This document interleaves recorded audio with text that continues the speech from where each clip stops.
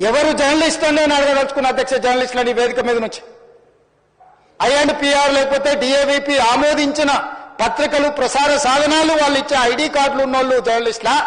ఎవడు పడితే వాడు ఏదో ఒక ట్యూబ్ పెట్టుకొని మమ్మల్ని ఇష్ట రాజ్యంగా అధ్యక్ష, ప్రజా జీవితంలో ఉన్నాం కాబట్టి నిజంగా ఓపిక పడుతున్నాం అధ్యక్ష, రక్తం మరుగుతుంది.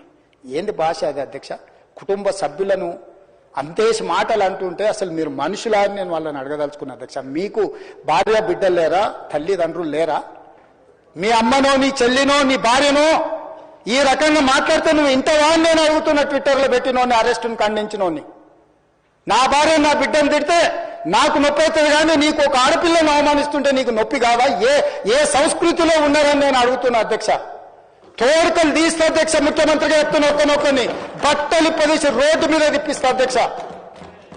రాజకీయాల ప్రజా జీవితంలో ఉన్న మేము విమర్శించండి, విశ్లేషించండి, మా గురించి మాట్లాడండి.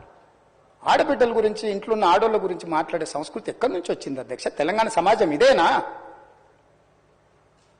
రజాకర్లకు, నిజాంలకు, భూస్వాములకు, పెత్తందారులకు వ్యతిరేకంగా పోరాటం చేసిన స్ఫూర్తి ఓ రామ్జీవ్ గోండు, కొమరం భీమ్, ఓ చాకలి ఐలమ్మ, ఈ ప్రాంతంలో దొడ్డి కుమరయ్య, ఓ సర్దార్ సర్వాయి పాపన్న గౌడు ప్రాతినిధ్యం వహించిన ప్రాంతం ఇది అధ్యక్ష. ఇది ఒక చైతన్యమైన ప్రాంతం. ఈ చైతన్యమైన ప్రాంతంలో ఎదిరించి నిలబడ్డాడు మనగాడు. ఆధిపత్యాలకు వ్యతిరేకంగా నిలబడి కొట్లాడిన గడ్డ ఇది. ఈ సంస్కృతిని మొత్తం సర్వనాశనం చేసి ఒక విష సంస్కృతిని నోటికొచ్చింది మాట్లాడి వాటిని పోస్టు చేయించి ఏం పైశాచిక ఆనందం అని నేను అడుగుతున్నా అధ్యక్ష. వాళ్ళు తిట్టిన తిట్లకు నా పేరు తీసి మీ పేరు రాసుకోండి. ఆడ మీకు అన్నం తినబుద్ధి అవుతుందో నేను చూస్తా. తెలంగాణ రాష్ట్ర ముఖ్యమంత్రి అయితే బలహీనం అయిపోయినట్ట అధ్యక్ష? అట్లా అనుకుంటుర్రా? ఓపిక పట్టిన అధ్యక్ష, నేను మర్యాదకుంటున్నా. మీకెంతమంది ఉన్నారో తెలియదు. నాకు చికాకు వచ్చిందని తెలిస్తే లక్షలాది మంది పిల్లలు రోడ్డు మీదకి వచ్చి బట్టలు తీసుకొడతారు అధ్యక్ష ఒక్కడినొక్కడిని. నేను వద్దంటున్నా కాబట్టి, చట్టాన్ని గౌరవిస్తా కాబట్టి, చట్టాల పట్ల, శాసనాల పట్ల, ఈ భారత రాజ్యాంగం పట్ల మాకు సంపూర్ణమైన విశ్వాసం, నమ్మకం ఉంది కాబట్టి ఏమనుకుంటూ ఊరుకుంటున్నాం అధ్యక్ష. అది మా చేతగాని తనం కాదు.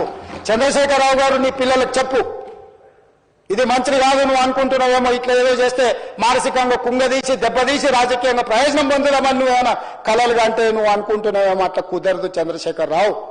నేను చెప్పదలుచుకున్నా, హద్దు దాటితే, మాట జారితే దాని ఫలితం ఎట్లుంటుందో అనుభవిస్తారని నేను చెప్పదలుచుకున్నా అధ్యక్ష. పదవి ఎంతకాలం ఉంటుందని కాదు, ఎట్లా ఉన్నామనే దాన్ని నేను లెక్కగడతా అధ్యక్ష. ఆత్మగౌరవం చంపుకొని పదవి కోసం లాలూచిపడి దిగజారే రాజకీయాలు నేను చేయను అధ్యక్ష. ఉన్నంత కాలమే ఉంటా, నిటారుగుంటా, నికార్సుగుంటా. ఏది పడితే అది మాట్లాడితే ఇక నుంచి ఊరుకొని నేను చెప్పదలుచుకున్నా. మీరు అనుకుంటున్నాం ఏది పడితే అది బాగా మాట్లాడితే చెల్లిపోద్ది, లేకపోతే కోర్టుకు పోతే బెయిల్ వస్తుంది, లేకపోతే ఈడిపోతే అది వస్తుంది, ఆడిపోతే ఇది వస్తుంది, మానసికంగా మమ్మల్ని దెబ్బతీసి ప్రయోజనం పొందాలని. అవసరమైతే చట్టాన్ని సవరించే పని అయినా చేస్తాం. ఏం భాష అధ్యక్ష? ఒకసారి మీరు చూడండి అధ్యక్ష. ఆడపిల్లలు ఆ రకమైన భాషను వాడి ఆడపిల్లలే వాళ్ళ ప్లాట్ఫామ్లలో పోస్టింగ్ చేస్తే ఇది మంచిదా అధ్యక్ష? ఏం సాంప్రదాయం? తెలంగాణలో ఇట్లాంటి సాంప్రదాయం ఎప్పుడైనా ఉందా అధ్యక్ష? తెలంగాణ ఉద్యమ సందర్భంలో కూడా అంత పెద్ద ఎత్తున భావోద్వేగాలు ఉన్నప్పుడు కూడా ఇలాంటి భాషా ప్రయోగం జరగలేదు అధ్యక్ష. ఇదెక్కడి వింత పోకడలు, పైశాచిక ఆనందం అధ్యక్ష? వీటిని క్షమించే సమస్యనే లేదు అధ్యక్ష. నేను స్పష్టంగా చెప్పదలుచుకున్నా. చంద్రశేఖరరావు గారు వినండి, మీ పిల్లలకు బుద్ధి చెప్పండి. ఇలాంటి సాంప్రదాయం, సంస్కృతి భవిష్యత్ తరాలకు ఇవ్వదలుచుకోలేదు. దీన్ని ఇక్కడనే పాతరేయదలుచుకున్నా. ఉప్పు పాతరేస్తే ఇట్లాంటి సంస్కృతిని మీరు ప్రోత్సహిస్తే ఎవరిని వదలను. ప్రజాస్వామ్యయుతంగా ప్రతిపక్షంగా మీరు మాట్లాడండి, చెప్పండి, విమర్శించండి. దాన్ని సరిదిద్దుకోవడానికి మా ప్రభుత్వం సిద్ధంగా ఉంది. గౌరవిస్తాం. భారతీయ జనతా పార్టీ కూడా మా ప్రతిపక్ష పార్టీ. వాళ్ళ కేంద్రంలో అధికారంలో ఉండ్రు, ఆ అధికారాన్ని మనం రాష్ట్రానికి ఉపయోగించేదానికి చేస్తున్నాం.